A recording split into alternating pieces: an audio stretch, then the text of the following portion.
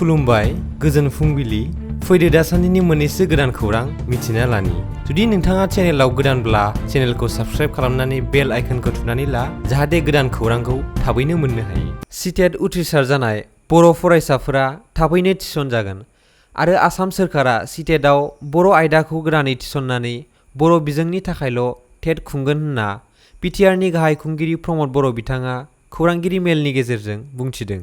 इसर'आ 2 सेप्तेम्बराव Aditya L1 मिशनखौ बेखेवनो थांगासिनो दङ। आदित्य L1आ सानखौ नायबिजिरनो लानाय भारतनि गिबि मिशन। फैगौ 2 सेप्तेम्बराव फुंनि 11:50 रिंगायाव श्रीहरिक'टानिफ्राय आदित्य L1नि थाखाय इसर'नि PSLV C-57 रकेटखौ सानफारसे दैथायहरनाय जागोन। बिटिआरनि आबाद बिफाननि मावफुं सोद्रोमा घनश्याम दासआ बावखुंग्रि बियाबाव कक'आ बिफां रानदों आरो गायदों।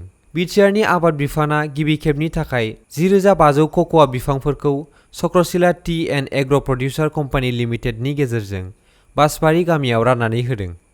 आबाद बिफाना बिटिआर ओनसोलाव आबादनि जांख्रिथाय लाबोनो थाखाय गोबां खामानिफोरखौ मावगासिनो आरो बेनि थाखाय गोबां कम्पानिफोरजों मेम'रेन्डाम अफ आन्डारस्टेन्डिंआव सागान होबाय होनना बिटिआरनि आबाद बिफाननि मावफुं सोद्रोमा घनश्याम दासआ फोरमायदों।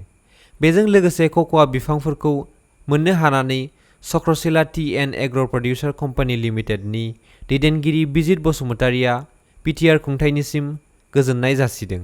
29 आगस्ट खालार अदेबानि मैया बिटिआर गोरोबथानि दफाफोरखौ लानानै आसामनि गिबि मन्त्रि डक्टर हिमन्त बिश्व शर्मा, बिटिआरनि गाहाय खुंगिरि प्रमद बर' थुनलाइ आफाद, मिरु दुलाराय बर' फरायसा आफादनि आफादगिरि दिपेन बर' आरो गाहाय नेहाथारि कनिन्द्र बसुमतारी बिथांमोनहा खौसेयै सावरायलायदों।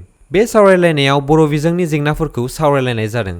लोगोसे बिटिआर गोरोबथानि गासै दफाफोर 3.1 निफ्राय लानानै 10.2 सिम गोथौयै एकर्ड इमप्लिमेन्टेशननि सायाव सावरायनाय जादों। बे सावरायलायनाया ओंथि गोनां जादों होनना दिपेन बर' बिथाङा फोरमायदों। थाखो 11 आरो 12 हायार सेकेन्डारि स्कुल गायसननाय, गं 100 हायार सेकेन्डारि स्कुल एबा सिनियर सेकेन्डारि स्कुल गायसननायनि गोख्रै नटिफिकेशन होनानै बड' मिडियाम फरायनो हानाय फरायसालिफोरखौ फोसावनाय आरो बे फरायसालिफोराव पस्ट बानायनाय, लोगोसे भलुन्टारि टिचार नङाब्ला रिटायार्ड टिचारफोरखौ बेथन होनानै बिथांमोनखौ फोरोंनायनि थाखायबो सावरायलायदों।